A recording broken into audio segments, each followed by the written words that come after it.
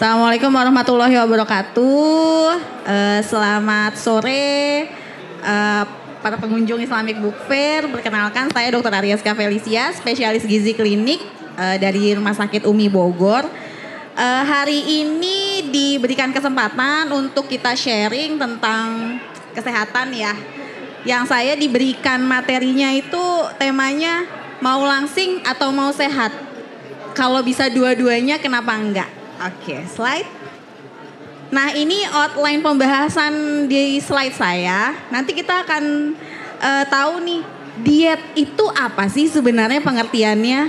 Apakah diet itu sama benar atau enggak yang sudah saya mengerti selama ini dengan enggak makan atau ngurangin porsi makan yang makin sedikit itu makin bagus dietnya? Apakah itu sudah benar? Nanti kita bahas. Lalu yang kedua, diet pattern. Jadi metode diet tuh ada banyak banget, apa aja sih? Nanti kita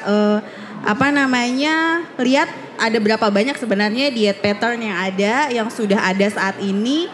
Lalu untuk penurunan berat badan, apakah lebih baik penurunan berat badan yang cepat atau yang slow but sure? Jadi pelan-pelan turun berat badannya, tapi turunnya tidak langsung drastis. Nanti kita lihat bagusan yang mana sebenarnya.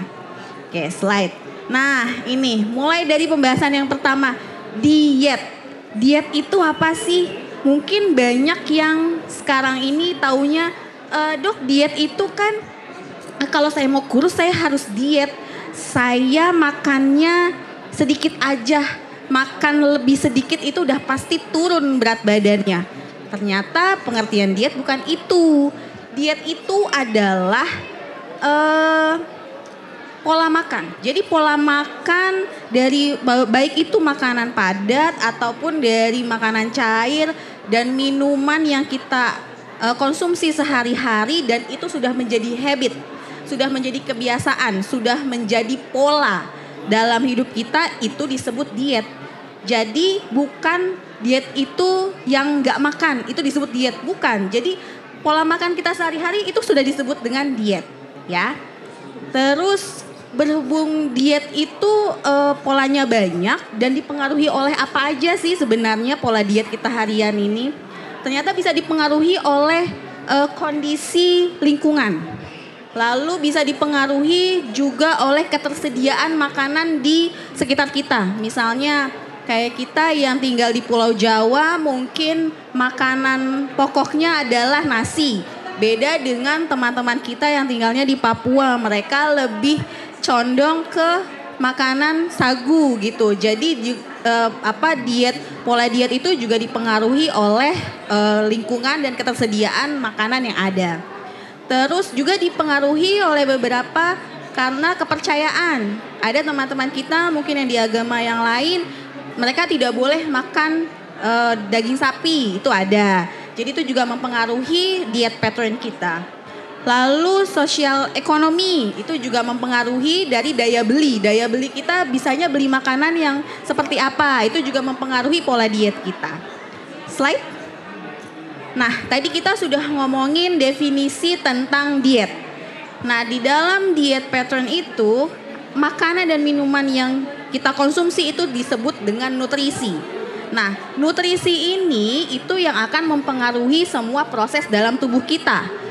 Baik kita untuk bernafas, untuk pencernaan kita bergerak, penyerapan makanan, pencernaan, semuanya itu dipengaruhi oleh nutrisi.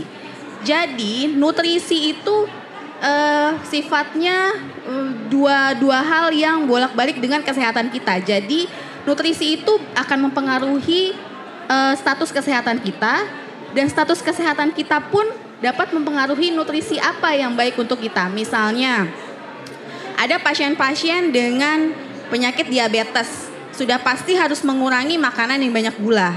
Nah, jadi penyakit diabetes itu akan mempengaruhi nutrisi akan masuk ke dalam tubuh kita. Begitu juga misalnya kita orang yang sehat, nutrisi yang kita asup itu apakah sudah baik atau belum. Nah, itu juga akan mempengaruhi nantinya dengan kesehatan kita. Misalnya sekarang kita masih sehat-sehat aja nih, konsumsinya banyak makan yang manis-manis, minuman manis-manis, terus atau yang asin-asin dengan garam yang tinggi, ya nantinya akan berpengaruh terhadap kesehatan kita, bisa kena diabetes, bisa kena hipertensi, seperti itu. Jadi itu adalah dua hal yang saling berhubungan. Slide. Tadi kita sudah ngomongin tentang nutrisi dan pengaruhnya terhadap kesehatan. Sekarang kita juga harus tahu nutrisi itu ada berapa macam sebenarnya. Secara garis besar ada dua. Ada namanya makronutrien dan juga mikronutrien. Yang pertama akan saya jelaskan tentang makronutrien. Namanya saja makro. Makro itu berarti kita butuh dalam jumlah yang besar. Dalam jumlah yang besar dan itu harus dipenuhi untuk berjalannya metabolisme tubuh kita. Apa aja yang termasuk ke dalam makronutrien? Kita bisa lihat di sini. Karbohidrat, kita sudah tahu sama-sama tahu karbohidrat itu sumbernya dari mana? Pertama dari nasi, ada dari singkong, dari ubi, apalagi mie, bihun, kentang, semua itu adalah golongan dari karbohidrat. Yang kedua adalah protein.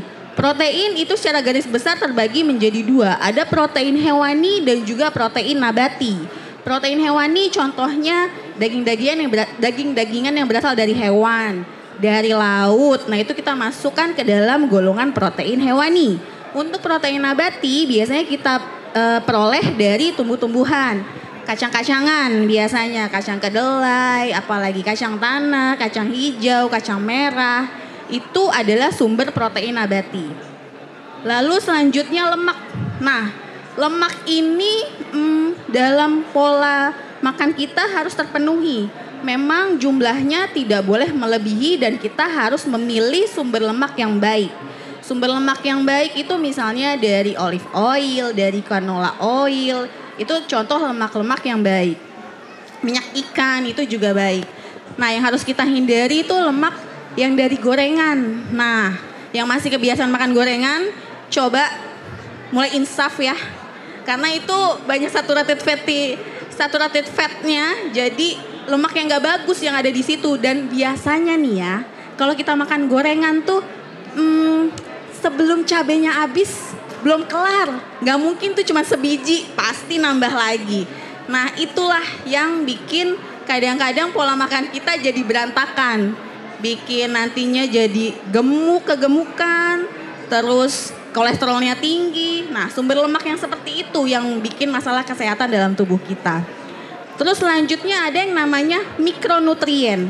Namanya saja mikro. Mikro itu berarti kecil. Kita butuh dalam jumlah yang sedikit, tetapi itu penting untuk tubuh kita karena mikronutrien ini menjadi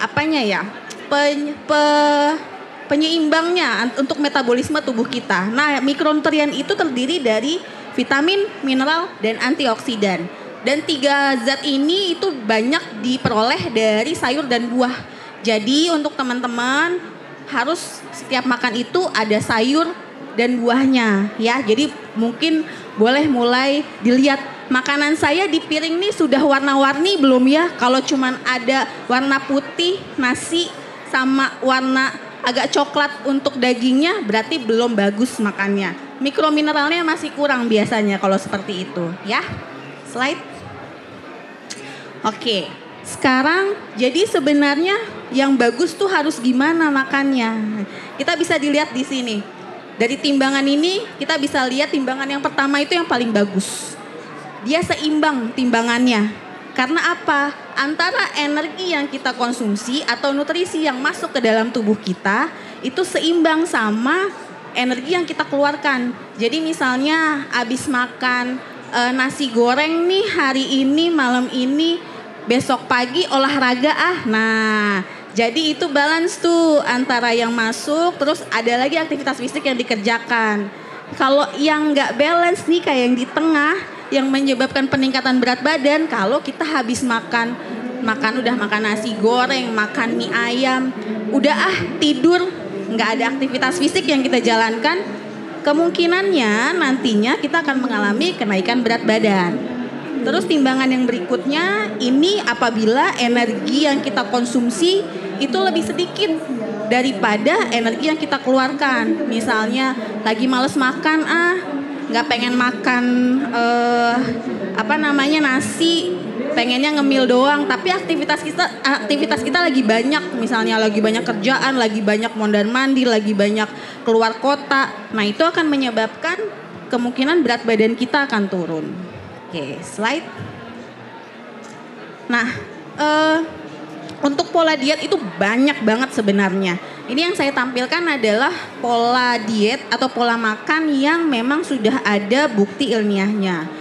Dan ini adalah pola diet yang udah zaman dulu, yang sudah dari zaman dulu itu ada. Jadi sebelum ada diet-diet populer yang sekarang, ini adalah kebiasaan makan dari zaman dulu yang sudah dilakukan oleh nenek moyang kita. Yang kita tahu yang pertama omnivorous. Kita udah belajar ya golongan omnivora, pemakan segala ya. Jadi memang dengan diet seperti ini, diet omnivorous, orang-orangnya itu akan mengkonsumsi baik itu dari makanan yang sumbernya hewani maupun sumbernya nabati. Jadi dua-duanya tanpa restriksi, tanpa pengurangan, tanpa pembatasan mereka konsumsi. Yang kedua ada namanya flexitarian. Flexitarian ini dia plant based, jadi mengutamakan makanan yang berasal dari tumbuhan, tapi ada beberapa dari daging-dagingan atau protein hewani yang mereka konsumsi juga, tapi konsumsinya itu dibatasi, mungkin hanya seminggu 3 kali, seminggu 2 kali, seperti itu. Terus selanjutnya ada pescatarian. Ini juga plant based, jadi kebanyakan konsumsinya makanannya sayur-sayuran dan kacang-kacangan, tapi mereka mengkonsumsi jenis jenis protein tertentu saja. Di sini kalau yang pescatarian mereka hanya mengkonsumsi ikan dan seafood.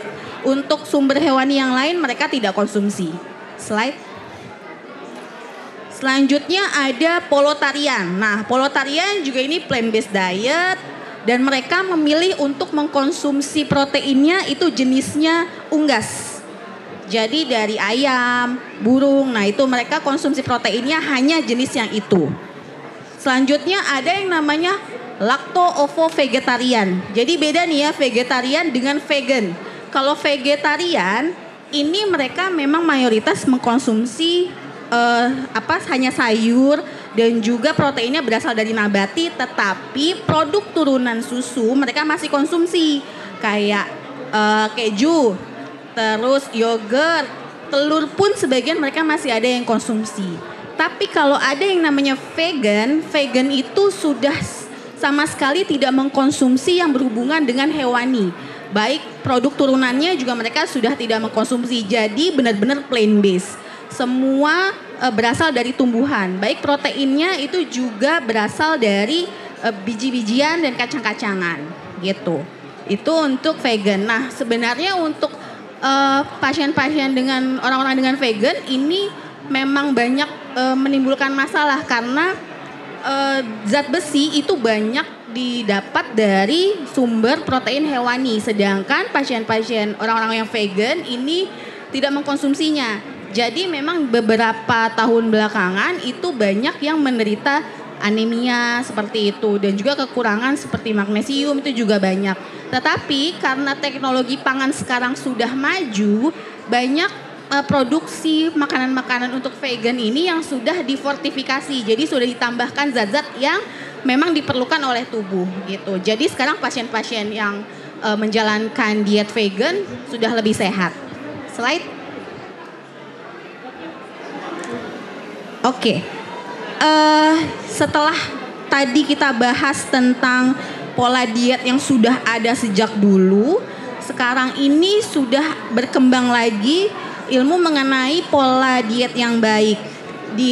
Pola ini muncul karena banyaknya saat ini penyakit-penyakit yang kita sebut dengan non-communicable disease seperti diabetes, hipertensi, penyakit jantung, kardiovaskular, stroke itu banyak. Makanya dibuatlah penelitian mengenai healthy diet ini. Jadi ada beberapa diet atau pola makan yang memang dikhususkan untuk penyakit tertentu. Seperti itu. Jadi healthy diet ini memang diet yang diperuntukkan untuk mengurangi resiko terjadinya penyakit tertentu atau pasien yang sudah mengalaminya itu tidak bertambah parah. Jadi yang dipilih-pilih itu makanan yang memang memiliki nilai nutrisi yang tinggi, seperti makanan yang mengandung antioksidan, terus sumber dari lemaknya itu sumber yang omega 3 yang dipilih, dan juga mengurangi konsumsi dari lemak-lemak jahat, lemak-lemak yang ada di gorengan, lalu gula-gula tambahan seperti di minuman-minuman manis itu dikurangi di pola makan healthy diet ini. Jadi tujuannya healthy diet ini ya tadi untuk memilih nutrisi yang esensial yang baik untuk penyakit tertentu. Slide. Nah, ini piramida secara umum mengenai diet sehat itu seperti apa. Dari yang paling bawah itu adalah yang harus dikerjakan dan yang banyak dikonsumsi, sampai mengerucut ke atas yang paling ujung itu adalah yang dikonsumsi harus yang paling sedikit. Kita lihat ini di paling bawah ya, physical activity. Siapa yang belum olahraga, ayo coba sekarang sudah mulai meniatkan diri untuk mulai menjalankan aktivitas fisik, karena hampir di semua healthy diet itu menyarankan untuk adanya physical activity. Ini wajib sekarang hukumnya. Kayaknya sekarang udah nggak keren sih kalau kita nggak ada posting, oh saya lagi ikut lari, event lari apa, oh saya habis olahraga ini, habis olahraga padel lah, habis bulu tangkis ya kan. Nah itu sekarang yang keren tuh yang kayak gitu, udah nggak lagi tuh yang cuma nongkrong-nongkrong di kafe, itu udah nggak keren sekarang. Jadi biasanya sekarang anak-anak Gen Z ya, anak-anak Gen Z itu sekarang postingannya adalah post olahraga. Abis olahraga apa. Nah, ayo kita galakan sekarang physical activity itu menjadi salah satu hal yang penting di diet yang sehat gitu. Kita bisa lihat juga ada di sini yang paling harus kita hindari makanan-makanan manis. Jadi sudah mulai harus dikurangi. Boleh makan makanan manis, cuman mungkin dijatahin seminggu sekali aja gitu ya. Slide. Nah, ini diet Mediterranean yang sudah banyak penelitiannya dan memang berasalnya awalnya dari negara-negara di area Mediterranean. Nah, dengan diet ini dari penelitian yang ada dikatakan bisa mengurangi resiko penyakit kardiovaskular, bisa mengurangi tadi penyakit non-communicable disease kayak diabetes, itu bisa dikurangi nih dengan diet Mediterranean. Lalu juga ternyata setelah pasien-pasien menjalani diet seperti ini, mereka ini saat dicek glukosanya itu terkontrol ternyata. Lalu fungsi kognitifnya juga lebih baik.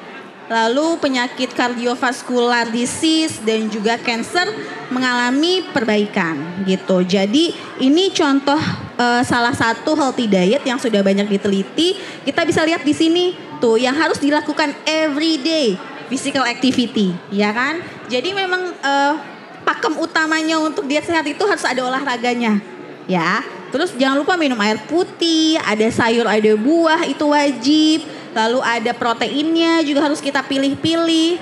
Lagi yang di atas itu adalah yang paling jarang kita konsumsi, yang harus kita batasi adalah daging olahan dan juga makanan-makanan manis, ya. Jadi nanti kita lihat deh, pokoknya hampir semua pattern diet itu yang paling bawah kita harus memulai dengan physical activity. Slide. Lagi ini ada namanya DASH diet. Jadi DASH diet ini diperuntukkan untuk pasien-pasien dengan hipertensi. Jadi di sini dikatakan yang utamanya kita harus mengurangi konsumsi gula, satu, konsumsi lemak yang jahat, yang saturated fat yang ada di gorengan itu harus dikurangi. Lalu yang paling penting di sini mengurangi asupan dari garam. Nah, kalau dari DASH diet ini disarankan untuk 2.300 mg per day, atau kalau kita convert ke garam dapur itu sekitar 5 gram per hari untuk seluruh masakan. Gitu. Jadi udah nggak boleh lagi tuh masak udah pakai garam, pakai penyedap, pakai apalagi tuh micin, MSG, nah itu udah harus mulai dikurangin. Jadi kalau kita ngerasainnya tuh udah kok ini sedep banget makanan, itu pasti udah ada yang salah, itu udah kebanyakan garamnya. Jadi sebenarnya untuk satu hari untuk semua masakan, apalagi untuk orang-orang yang sudah menderita darah tinggi, itu cuman boleh 5 gram per hari. Lah gimana dok, gak berasa dong makanan saya. Jadi bisa diakalin gini, saat masak kan kalau bumbu-bumbu yang bumbu dapur semuanya itu tidak dilarang, jadi semuanya boleh dipakai. Tapi untuk orang yang darah tinggi, saat masak jangan digaremin dulu. Nanti saat mau makan diambil untuk satu porsi makan baru ditaburin garam. Jadi itu bisa, kita masih bisa ngerasain tuh rasa gurih, rasa asinnya. Jadi jangan satu kuali cuman 5 gram doang, cuma 1 sendok teh, itu nggak akan berasa gitu. Jadi cara mengakalinya seperti itu. Oke, slide. Nah, tadi kan diet-diet memang yang dilakukan oleh orang-orang barat ya, biasanya Mediterranean, terus Des diet juga asalnya dari barat Eropa sana. Nah, untuk traditional Asian diet itu juga ternyata ada penelitiannya, dan memang mereka juga terbukti terbukti bisa memberikan dampak yang sehat untuk tubuh juga.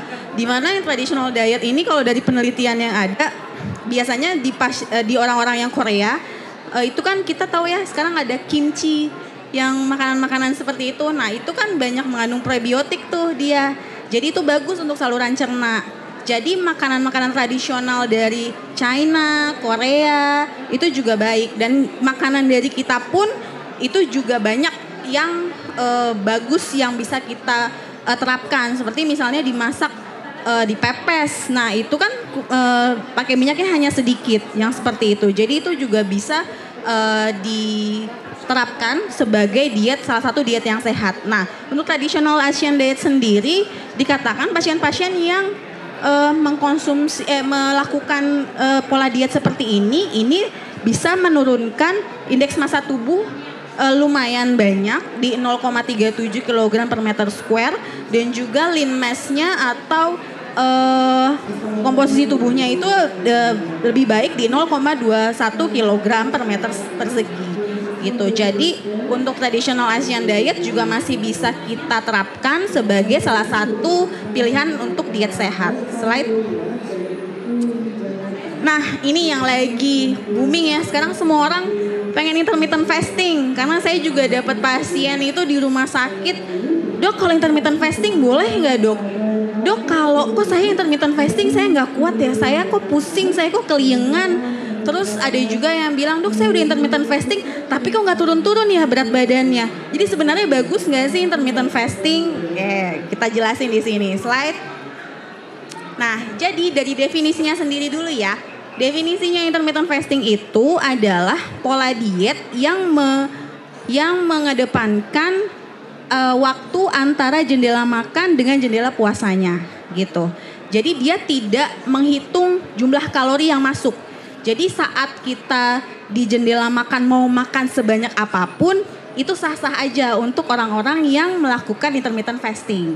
Intermittent fasting sendiri itu ada banyak ternyata polanya. Jadi ada yang zero calories, alternate day fasting, jadi seharian benar-benar enggak makan. Terus ada modified alternate day fasting, ada twice per week fasting diet, jadi seminggu cuma 2 kali periode fastingnya. Terus ada nih yang banyak yang dilakukan ini yang time restricted fasting. Jadi ada jendela makan dan jeda jendela puasanya dalam sehari gitu. Ini yang banyak dilakukan oleh orang-orang saat ini. Jadi sebenarnya boleh apa enggak? Ya boleh-boleh aja. Dan dari penelitian juga banyak yang sudah approve untuk terjadi perbaikan pada pasien-pasien yang obesitas dalam menjalankan intermittent fasting. Tapi memang tidak semua kuat untuk melakukan intermittent fasting. Slide. Oke, ini ada penelitian yang sudah dilakukan. Pasien-pasien yang melakukan intermittent fasting selama 1-3 bulan. yang paling banyak itu berkurangnya berat badan di 1 sampai 3 kilo. 1 sampai 3 kilo. Terus yang kedua kurang berat badannya 3 sampai 5 kilogram. Lalu kehilangan berat badan 5 sampai 10. Yang paling sedikit itu di 10 sampai 15. Tapi ini ada yang menarik. Ternyata ada juga yang mengalami kenaikan berat badan. Sebenarnya kan kita sebagai orang Islam intermittent fasting itu sudah kita jalani lama ya. Puasa Ramadan itu juga termasuk ke dalam intermittent fasting. Terus kenapa kok ada bagian yang kita sudah intermittent fasting tapi berat badan kita naik?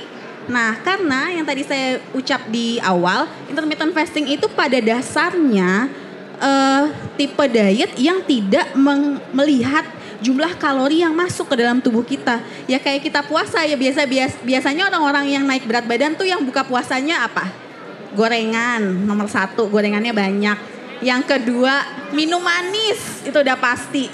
Pokoknya yang polanya begitu, itu pasti naik berat badannya karena tidak melihat kualitas makanan ya. Jadi nafsunya yang ke depan, yang di depan gitu. Jadi apa pas buka, wah adanya ini saya mau semua. Nah, jadi dia tidak menghiraukan kualitas makanan, tidak menghiraukan sudah berapa kalori yang masuk ke dalam tubuh kita. Makanya tetap walaupun sudah melakukan puasa atau intermittent fasting, berat badan tetap naik. Makanya ada beberapa penelitian sekarang yang mengkombinasi dengan antara intermittent fasting dengan restricted kalori. Jadi walaupun kita sudah melakukan intermittent fasting, saat jam buka puasanya kita tetap hitung kalorinya gitu. Nah itu dari beberapa penelitian banyak memang yang lebih berhasil cara seperti itu dibandingkan hanya melakukan intermittent fasting tanpa kita menghiraukan makanan apa yang kita makan setelah di jam bukanya. Ternyata dari penelitian ini juga ada side effect-nya nih. Mungkin kalau ada yang udah pernah menjalankan intermittent fasting, mungkin awal-awal ada yang sakit kepala, ada yang mood swing, ada yang letargi, ada yang pusing-pusing, ada yang mengalami dehidrasi, konstipasi. Nah, kalau ada mengalami seperti ini saat menjalankan diet intermittent fasting, harus konsultasi ya ke dokter karena mungkin tidak cocok pola diet itu atau ada yang salah yang dilakukan selama diet berlangsung gitu ya. Slide. Nah, ini yang tadi saya ceritakan ada namanya caloric restriction. Ini salah satu bentuk diet juga. Ada yang mengkombinasi dengan intermittent fasting, ada yang memang kita jadikan ini pola diet tersendiri dengan continuous caloric restriction. Caloric restriction. Jadi apa itu? Diet macam apa nih yang kayak gini? Nah, diet restriksi kalori ini adalah diet yang dalam sehari ini kita menghitung jumlah kalori yang sudah masuk ke dalam tubuh. Lalu kita evaluasi apakah dengan pola yang sudah ada itu sudah memenuhi kebutuhan atau belum atau melebihi kebutuhan. Nah, dari situ kita bisa melihat pasien ini butuh berapa banyak kalori sebenarnya dalam sehari. Apakah kurang atau sudah berlebihan kalori yang biasanya dikonsumsi oleh pasien. Slide.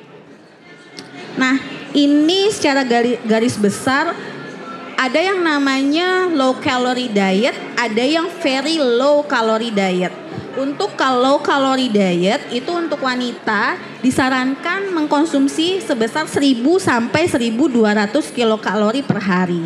Untuk laki-laki itu antara 1200 sampai 1600 kilokalori per hari.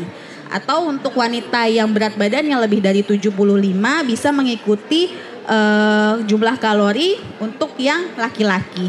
Nah, tapi ini juga tidak bisa langsung kita terapkan karena pada beberapa pasien yang memang sudah mengalami kegemukan dan asupan hariannya sudah banyak banget, misalnya asupan hariannya 2000 untuk wanita ya. Lalu kita cut langsung, kalau kita potong dari 2000 itu sampai ke 1200. Oke, sekarang kamu cuma boleh 1200. Wah, itu langsung keliengan sih pasiennya. Jadi ini juga harus dalam pemantauan dokter untuk melakukan pembatasan kalori ini. Lalu ada lagi yang namanya very low calorie diet. Ini butuh kalorinya dalam sehari lebih kecil lagi, yaitu kurang dari 800 kilokalori per hari. Nah biasanya untuk tipe yang VLCD ini kita nggak bisa untuk combine dietnya itu dengan makanan harian kita. Biasanya pasien yang menjalankan VLCD ini dia punya pack makanan sendiri. Jadi makanan yang sudah dirancang, yang sudah dikhususkan memang untuk pasien-pasien yang menjalani very low calorie diet. Jadi tidak bisa kita mengkonsumsi makanan harian kita seperti yang nasi dengan lauk itu tidak akan mencapai di 800 kilokalori diet, pasti akan lebih. Jadi biasanya pasien-pasien yang menjalankan VLCD ini mereka sudah punya paketnya sendiri untuk makanannya. Gitu. Slide. Oke, jadi dari penelitian yang ada untuk intermittent fasting dan juga dari jenis diet yang tadi restriksi kalori, ternyata untuk penurunan berat badan itu dua-duanya sama-sama bagus gitu. Jadi balik lagi memang tergantung preference dari pasien, cocoknya yang mana. Jadi saran saya untuk yang mau merubah pola hidup, lalu yang mau mencoba diet itu harus konsultasi dulu. Karena tidak semua diet yang cocok buat dia dan cocok juga buat saya gitu. Takutnya nanti akan malah menimbulkan masalah penyakit yang baru. Slide. Nah, ini kita masuk pembahasan yang ketiga, yaitu apakah penurunan berat badan yang cepat dibandingkan dengan penurunan berat badan yang bertahap itu lebih baik yang mana? Nah, kalau dari penelitian yang ada, sebenarnya kalau target kita hanya penurunan berat badan, dua-duanya efektif. Dua-duanya efektif mengurangi dengan metode yang seperti ini yang pola penurunan berat badannya cepat ataupun yang bertahap itu sama-sama menyebabkan penurunan berat badan, menyebabkan penurunan lingkar perut, lingkar lengan, terus persentase massa lemak itu semuanya turun. Tapi pada penurunan berat badan yang bertahap itu bisa lebih baik dalam menjaga massa otot. Di mana massa otot itu memang penting buat tubuh kita. Di mana tubuh kita itu kalau kekurangan massa otot nanti bisa terjadi penyakit-penyakit yang lain gitu. Jadi lebih baiknya memang penurunan berat badan itu dilakukan secara bertahap. Cuman ini harus balik lagi kepada pasiennya. Mereka ada tujuan apa untuk menurunkan berat badan? Biasanya kalau ada pasien yang kontrol ke saya, yang konsul itu saya tanyakan ada target apa. Kalau misalnya, dok saya mau nikah 3 bulan lagi, berarti kita harus cepat penurunan berat badannya. Ya kita buat penurunan berat badan yang cepat. Tapi dengan catatan setelah menikah dia harus kontrol kembali. Kita lihat komposisi tubuhnya, apa yang harus kita perbaiki dari itu. Gitu. Jadi target kita bukan cuman abis turun berat badan, ya udah selesai pola saya mau makan yang saya suka lagi. Oh tidak bisa, kalau Anda balik lagi ke pola makan yang sebelumnya, body goal yang tadinya sudah tercapai ini akan yoyo kembali lagi ke berat badan yang sebelum dilakukan perbaikan dari pola makan tadi. Slide. Nah ini juga penelitian yang kedua, dikatakan dua-duanya memang efektif saja untuk penurunan berat badan, tapi lagi-lagi dikatakan bahwa ya itu tergantung pasiennya butuhnya untuk apa. Tapi setelah itu kita harus evaluasi lagi, jadi nggak bisa datang sekali doang, dok saya mau nurunin berat badan, tolong bikinin meal plan-nya, terus ada nggak obatnya yang dibutuhkan oleh saya gitu. Nah itu nggak bisa, jadi kita harus continue untuk periksa pasiennya dan juga kita nggak boleh cuma terpatok sama berat badan doang. Jadi kita harus melihat namanya komposisi tubuh. Sekarang mungkin sudah banyak ya pemeriksaan untuk komposisi tubuh. Jadi kita bisa lihat apakah pasien ini modal modal ototnya bagus atau enggak, atau dengan berat badan yang over itu semuanya lemak gitu. Itu harus kita lihat karena itu akan menjadi dasar kita dalam membuat meal plan pada pasien. Slide. Nah ini yang tadi saya bilang, emang kalau makannya cuma sedikit akan lebih bagus efeknya buat tubuh kita. Ternyata enggak tuh. Di sini bisa dilihat nih untuk wanita yang makannya sehari 3 kali tapi proteinnya cuma 10% dalam kalori hariannya dia, ternyata penurunan berat badannya oke di 226 gram per hari. Tapi lihat kehilangan proteinnya juga banyak gitu. Sedangkan protein itu sumber makronutrien yang penting buat tubuh kita. Fungsinya banyak banget, imun tubuh, terus fungsinya untuk menghantar nutrisi ke setiap organ tubuh kita gitu. Jadi ini nggak boleh hilang terlalu banyak. Sedangkan tuh 3 kali makan sehari dengan protein yang cuma 10% ternyata lossnya lebih banyak proteinnya. Terus kita lihat gimana kalau yang cuma sekali sehari makannya. Ternyata lebih banyak juga proteinnya loss. Yang paling sedikit yang mana? Yang makan 5 kali ternyata. Dengan makan 5 kali sehari dengan protein 15%, ternyata penurunannya paling kecil, cuma 8 gram per hari. Jadi tidak menjamin makan hanya sedikit itu berefek lebih baik buat tubuh kita. Tidak. Makanya dibutuhkan tadi pemeriksaan komposisi tubuh, konsultasi dengan dokter yang tahu harus bagaimana kita bikin planning untuk pasien-pasien yang membutuhkan. Slide. Oke, terakhir nih. Sebenarnya ini harusnya nggak terakhir, ini yang pertama. Ini yang harus paling sering dilakuin. Olahraga teratur. Nggak usah muluk-muluk targetnya. Kadang tuh pasien datang, dok saya nggak kuat olahraga, saya nggak kuat lari. Gitu kadang-kadang. Nggak usah lari. Jalan aja dulu. Jalan setengah jam aja dulu. Dah dimulai dari itu.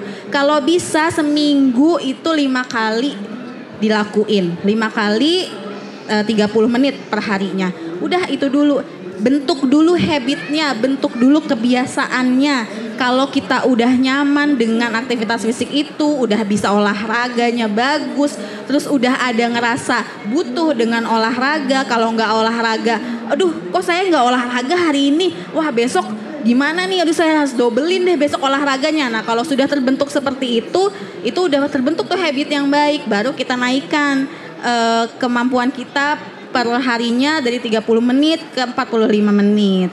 Terus dilanjut dengan jangan lupa juga resisten training atau angkat beban ya, itu juga penting untuk meningkatkan massa otot. Enggak usah lama-lama, seminggu butuh 3 kali 15 sampai 20 menit aja.